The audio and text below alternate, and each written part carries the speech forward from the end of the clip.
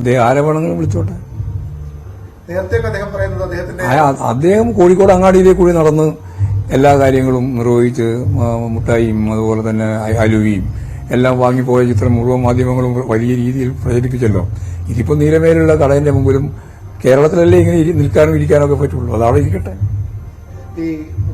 ഞങ്ങൾക്ക് അതിന്റെ അകത്ത് പോലെ ഒരു കാര്യം അതിന്റെ ലോ ആൻഡ് ഓർഡറെ കൈകാര്യം ചെയ്യുന്നവരുമായി ബന്ധപ്പെട്ട് ഉള്ള പ്രശ്നമാണ്. രാഷ്ട്രീയമായിട്ട് അതിൽ പ്രശ്നമൊന്നുമില്ല. അവിടെ ഇരുന്നിട്ട് മുഴുവൻ പേര് അറസ്റ്റ് ചെയ്യുന്നത് എസ് പിക്ക് നിർദ്ദേശം കൊടുക്കുകയാണ്. അറസ്റ്റ് ചെയ്യാനേ പോകൂ.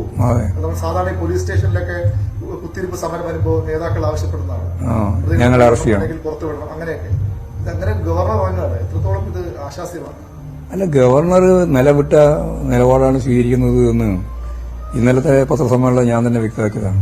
അത് അസംബ്ലിയിലുള്ള അദ്ദേഹത്തിന്റെ നിലപാടുമായി ബന്ധപ്പെട്ടുകൊണ്ടാണ് പറഞ്ഞത്. ഇപ്പൊ ഇത് വെച്ച് പറയുമ്പോൾ അതിനേക്കാളും ശക്തിയായിട്ട് വേറെ എന്താ പറയാനുള്ളത്? മുഖ്യമന്ത്രിയെ കണ്ടാൽ മുഖം തിരിക്കും, അഭിവാദ്യം ചെയ്യാൻ വന്നാൽ കൈ കൊടുക്കാതെ മാറി നടക്കും.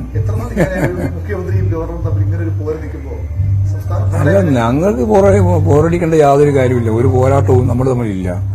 അദ്ദേഹം എടുക്കുന്ന ഭരണഘടനാ വിരുദ്ധമായ നിലപാടുകൾ, സമീപനങ്ങൾ, കാവ്യവൽക്കരിക്കാനുള്ള രാഷ്ട്രീയ സമീപനങ്ങൾ, ഇതാണ് ഇവിടെ ശക്തിയായ രീതിയിൽ ഏറ്റുമുട്ടുന്നത്. അല്ലാതെ വേറെ എന്താ മുഖ്യമന്ത്രിയും ഗവർണറും തമ്മിൽ വേറെ എന്ത് പ്രശ്നം?